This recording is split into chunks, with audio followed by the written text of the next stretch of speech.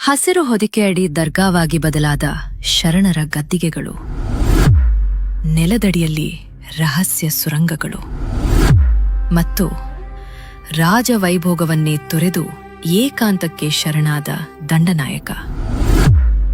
ಕಾಲಗರ್ಭದಲ್ಲಿ ಹೂತು ಹೋಗಿರುವ ಇತಿಹಾಸದ ರೋಚಕ ರಹಸ್ಯ ಪುಟಗಳನ್ನು ಕೇಳಲು ಸಿದ್ಧರಾಗಿ. ಎಲ್ಲರಿಗೂ ಶರಣು ಶರಣಾರ್ಥಿಗಳು.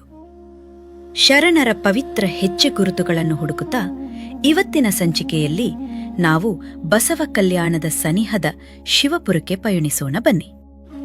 ನಾವು ದಕ್ಷಿಣ ದಿಕ್ಕಿನಿಂದ ಶಿವಪುರವನ್ನು ಪ್ರವೇಶಿಸುತ್ತಿದ್ದಂತೆಯೇ ಮೊದಲು ನಮ್ಮ ಕಣ್ಣಿಗೆ ಬೀಳುವುದು ಆ ವಿಶಾಲವಾದ ಕೆರೆ. ಇನ್ನು ಅದೇ ಕೆರೆಯ ಕಡೆಗೆ ಮುಖ ಮಾಡಿ ಭವ್ಯವಾಗಿ ನಿಂತಿದೆ ಸಿದ್ದೇಶ್ವರ ಅಥವಾ ಸಿದ್ಧರಾಮೇಶ್ವರ ಸ್ಮಾರಕ. ಅಲ್ಲಮಪ್ರಭುಗಳ ಜೊತೆ ಕಲ್ಯಾಣಕ್ಕೆ ಆಗಮಿಸಿದ ಸಿದ್ಧರಾಮೇಶ್ವರರು ಇಲ್ಲಿನ ಗವಿಯೊಂದರಲ್ಲಿ ಅನುಷ್ಠಾನಗೈದು ನಂತರ ಇಷ್ಟಲಿಂಗ ದೀಕ್ಷೆ ಸ್ವೀಕರಿಸಿದ ಪುಣ್ಯತಾಣ ಇದೇ ಎನ್ನಲಾಗುತ್ತದೆ. ಎತ್ತರದ ನವರಂಗ ಮಂಟಪವಿರುವ ಈ ಸ್ಮಾರಕದ ಮುಂಭಾಗದ ಬೃಹತ್ ಬಾವಿಯ ಕಟ್ಟೆ ಅದೆಷ್ಟೋ ಐತಿಹಾಸಿಕ ಘಟನೆಗಳಿಗೆ ಸಾಕ್ಷಿಯಾಗಿದೆ. 6ನೇ ದೊರೆ ವಿಕ್ರಮಾದಿತ್ಯರೊಂದಿಗೆ ಭಿನ್ನಾಭಿಪ್ರಾಯ ಮೂಡಿದಾಗ ಕಲ್ಯಾಣದ ದಂಡನಾಯಕರಾಗಿದ್ದ ಕೇಶಿರಾಜರು ತಮ್ಮ ಸಕಲ ಸಂಪತ್ತನ್ನು ತ್ಯಜಿಸಿ ಪತ್ನಿಯೊಡನೆ ಬಂದು ಇಲ್ಲಿನ ಭಕ್ತರೊಬ್ಬರ ಮನೆಯಲ್ಲಿ ಆಶ್ರಯ ಪಡೆದಿದ್ದರು ಎಂದು ಕವಿ ಹರಿಹರರು ಉಲ್ಲೇಖಿಸಿದ್ದಾರೆ. ಅಂದು ಕೇಶಿರಾಜರು ಭೇಟಿ ಕೊಟ್ಟಿದ್ದ ಬೃಹದಾಕಾರದ ಸೋಮನಾಥ ದೇವಾಲಯವೇ ಮುಂದೆ ಸಿದ್ಧರಾಮೇಶ್ವರರ ಆಗಮನದ ನಂತರ ಸಿದ್ಧರಾಮೇಶ್ವರ ಸ್ಮಾರಕವಾಗಿ ಪರಿವರ್ತನೆಗೊಂಡಿರಬಹುದು. ಅಲ್ಲಿಂದ ನಾರಾಯಣಪುರದತ್ತ ಹೆಜ್ಜೆ ಹಾಕಿದರೆ ಶರಣಮುಗ್ಧ ಸಂಗಯ್ಯನವರ ನೆನಪುಗಳು ಮರುಕಳಿಸುತ್ತವೆ. ಶಿವಪುರದಲ್ಲಿ ಲಿಂಗೈಕ್ಯರಾದ ಮುಗ್ಧ ಸಂಗಯ್ಯನವರ ಗದ್ದಿಗೆಯು ನಾರಾಯಣಪುರದ ಚಿಕ್ಕಮಠದ ಮನೆಯ ಅಂಗಳದಲ್ಲಿಯೇ ಇಂದಿಗೂ ಪೂಜೆಗೊಳ್ಳುತ್ತಿದೆ.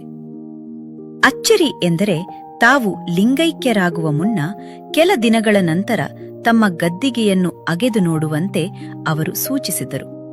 ಅದರಂತೆ ಅಗೆದು ನೋಡಿದಾಗ ದೊರೆತ ಭಸ್ಮ ಹಾಗೂ ಶಿವಪುರದಲ್ಲಿ ಸತ್ತ ಆಕಳನ್ನು ಬದುಕಿಸಲು ಅವರು ಬಳಸಿದ್ದರು ಎನ್ನಲಾದ ಬೆತ್ತವನ್ನು ಇಂದಿಗೂ ಆ ಮನೆಯವರು ಭಕ್ತಿಭಾವದಿಂದ ಸಂರಕ್ಷಿಸಿಕೊಂಡು ಬಂದಿದ್ದಾರೆ. ಇದೇ ನಾರಾಯಣಪುರದ ವಿಸ್ತಾರವಾದ ಕೆರೆಯ ದಂಡೆಯ ಮೇಲೆ ಸಕಲೇಶ ಮಾದರಸರ ಸ್ಮಾರಕ ಕಾಣಸಿಗುತ್ತದೆ. ಇಲ್ಲಿ ಸುಂದರವಾದ ಶಿಲ್ಪಕಲೆಯ ದೀಪಸ್ತಂಭಗಳು ಇದ್ದವು ಎಂಬ ಇತಿಹಾಸವಿದೆ. ಆದರೆ ಕಾಲಕ್ರಮೇಣ ಪ್ರಸ್ತುತ ದಿನಗಳಲ್ಲಿ ಆ ವಾಸ್ತುಶಿಲ್ಪದ ಕಂಬಗಳು ಮುರಿದು ಬಿದ್ದಿವೆ. ಅಷ್ಟೇ ಅಲ್ಲದೆ ಕೈಯಲ್ಲಿ ರುದ್ರಾಕ್ಷಿ ಹಾಗೂ ಇಷ್ಟಲಿಂಗ ಹಿಡಿದ ಭಗ್ನಗೊಂಡ ಮೂರ್ತಿಗಳು ಮಣ್ಣಿನಲ್ಲಿ ಅರ್ಧಮರ್ಧ ಹೂತು ಹೋಗುತ್ತಿವೆ.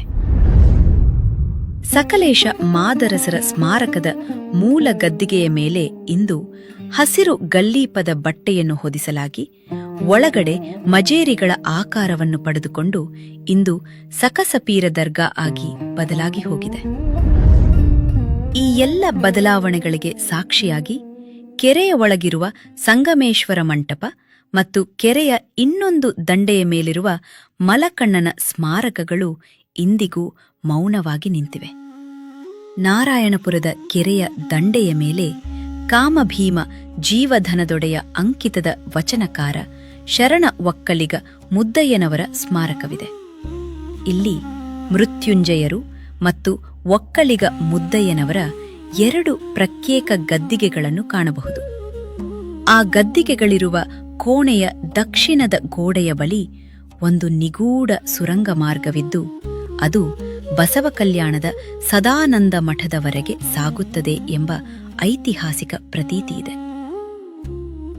ಶರಣ ಒಕ್ಕಲಿಗ ಮುದ್ದಯ್ಯನವರ ಶಿಷ್ಯರಾಗಿದ್ದ ಮೃತ್ಯುಂಜಯರ ವಂಶಸ್ಥರಾದ ಲಿಂಗಾಯತ ಗೋಸಾಯಿಗಳ ಮೋಟೆ ಮನೆತನದವರು ಅಂದು ಸದಾನಂದ ಸ್ವಾಮಿಗಳಿಂದ ದಾನವಾಗಿ ಪಡೆದ 60 ಎಕರೆ ಭೂಮಿಯನ್ನು ಇಂದಿಗೂ ಉಳಿಸಿಕೊಂಡಿದ್ದಾರೆ.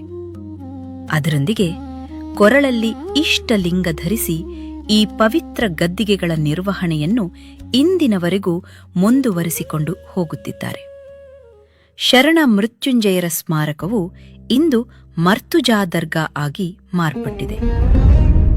ಈ ಸ್ಮಾರಕದ ಹಿಂಭಾಗದಲ್ಲಿರುವ ಗದ್ದಿಗೆಗಳನ್ನು ಮರೆಮಾಚುವಂತೆ ನಿರ್ಮಿಸಲಾಗಿರುವ ಮಜೇರಿಗಳಿಗೆ ಹಸಿರು ಗಲ್ಲೀಪದ ಬಟ್ಟೆಯನ್ನು ಹೊದಿಸಲಾಗಿದೆ. ಒಮ್ಮೆ ಯೋಚಿಸಿ ನೋಡಿ, ಈ ಭಗ್ನಗೊಂಡ ಶಿಲ್ಪಗಳು, ಮಣ್ಣು ಪಾಲಾದ ಇತಿಹಾಸ, ದರ್ಗಾಗಳಾಗಿ ಮಾರ್ಪಟ್ಟಿರುವ ಗದ್ದಿಗೆಗಳು ನಮಗೆ ಹೇಳುತ್ತಿರುವ ಕೊನೆಯ ಸಂದೇಶವೇನು? ಜಗತ್ತಿನಲ್ಲಿ ಅದೆಷ್ಟೋ ಸ್ಥಿತ್ಯಂತರಗಳು ಆಗಿ ಹೋಗಬಹುದು, ಆದರೆ ನಮ್ಮ ಅಪ್ಪ ಗುರು ಬಸವಣ್ಣನವರು ಬೆಳಗಿದ ಜ್ಞಾನದ ದೀಪವನ್ನು ಕಾಲದ ಗರ್ಭದಲ್ಲಿ ನಂದಿಸಲು ಯಾರ ಕೈಯಿಂದಲೂ ಸಾಧ್ಯವಿಲ್ಲ ಎಂಬುದೇ ಈ ಶರಣ ಸ್ಮಾರಕಗಳು ನಮಗೆ ಸಾರುವ ಸಾರ್ವಕಾಲಿಕ ಸತ್ಯ. ಇಂದಿನ ಈ ಪಯಣವನ್ನು ಇಲ್ಲಿಗೆ ಮುಗಿಸುತ್ತಾ ಮುಂದಿನ ಸಂಚಿಕೆಯಲ್ಲಿ ಮತ್ತೆ ಭೇಟಿಯಾಗೋಣ. ಅಲ್ಲಿಯವರೆಗೆ ಮತ್ತೊಮ್ಮೆ ತಮ್ಮೆಲ್ಲರಿಗೂ ಶರಣು ಶರಣಾರ್ಥಿಗಳು.